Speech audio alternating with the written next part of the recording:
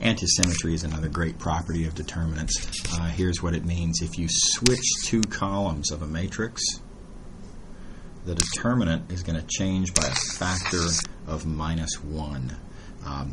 Antisymmetry also applies to rows. If you switch two rows of a matrix, then likewise the determinant will change by a factor of -1. So let's see an example of this. You'll notice here we have a computation of a determinant of a matrix.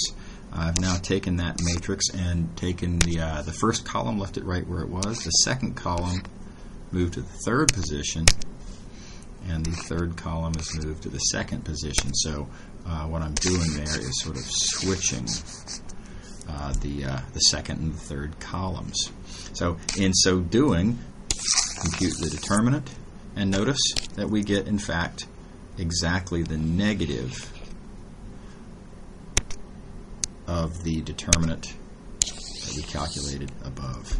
So this minus sign here, that negative, is the antisymmetry, that factor of -1. Okay, we're not going to prove this property in Math 216. It's a little bit more inconvenient than we can realistically do in this course. I do want to give you some geometric intuition for it, and I emphasize this is not a proof either. None of the geometric interpretations we're making here are proofs, but it's a nice way to visualize what's going on, get some geometric satisfaction, and it's also a nice way to remember the various results. Okay, so in particular, we're going to see a geometric interpretation only for the 3x3 case. So let's consider the scenario of this matrix, and we already know that the determinant tells us information about the volume of this parallelopipe that gets created, and something about the order of those three vectors. So now let's think about these vectors. If I have the vector A in the first column, and suppose I leave that there, that's going to be one of the edges of our corresponding parallelepiped.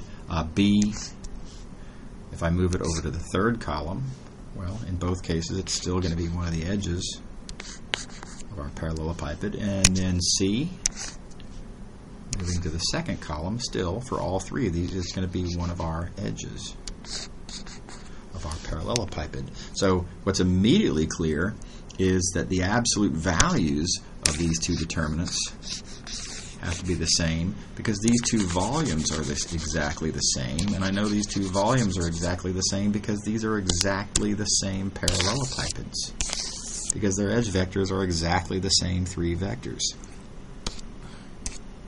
So what about the minus signs? Well, the sign of the determinant, of course, and this is a flashback to multivariable calculus, which we reviewed recently. The sign tells you something about the order of these three vectors, whether the order is a right-hand order or a left-hand order. Well, if you'll notice now, first, second, third, right? The sign of the determinant says whether these three vectors in this order, 1, 2, 3, is a right-hand order. Well, the sign of this next determinant, 1, 2, 3, notice A is still first, right? But now C is second, and now B is third. So it's the same three vectors, but I've sort of switched these two, which one is second and which one is third. And an old fact about determinants is, an old fact about right-hand order and left-hand order is that if you switch two of the vectors, then what had been right-hand order becomes left-hand order, and vice versa. And relating that to determinants, what that means is if this were positive, then that would imply that this is negative, and vice versa. If this is negative, then this would be positive. In other words, it implies that these are negatives of each other. And that's why you get this minus sign. Okay. There's a nice corollary that you get from this. seemingly a different result, but comes along very nicely immediately as a consequence of antisymmetry. If you have a matrix where two rows of the matrix are the same, then the determinant of that matrix must be 0. Again, this applies also to columns. If two of the columns of the matrix are the same, then the determinant must be 0. Wonderful little result. Here's how we can show this.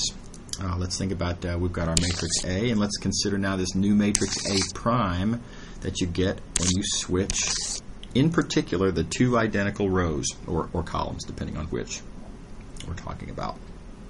So A is a matrix.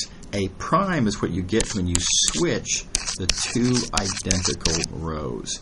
Now, because you've done some switching, because you've switched two rows,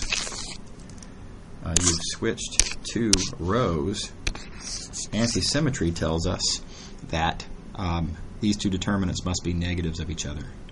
Right? You switch two rows, you get a minus sign. Okay. But here's the thing. We switched two identical rows, and because they are identical rows, that means that we didn't really do anything. In fact, because we switched two identical rows, A prime and A are really the same matrix. Right? You exchange two things with each other that are exactly the same, nothing has happened. So, being as they are, of course, the same matrix, their determinants are the same. That means that because these things are equal, obviously, determinant of A prime is equal to itself. That means that the determinant of A is the negative of itself. And what number can we think of that is equal to its own negative? Well, the only such number, of course, is 0. Okay, so it's a lovely little argument relying on antisymmetry to give us this essential part of that proof.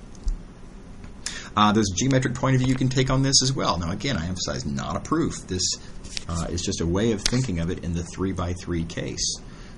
But in the 3x3 case, there is something very satisfying. If you have a matrix with two identical columns, for example here, think about how the determinant relates to the volume of the corresponding parallelepiped. Well, the corresponding parallelepiped has edge vectors that, and this, and well, of course, the next vector is exactly the same vector.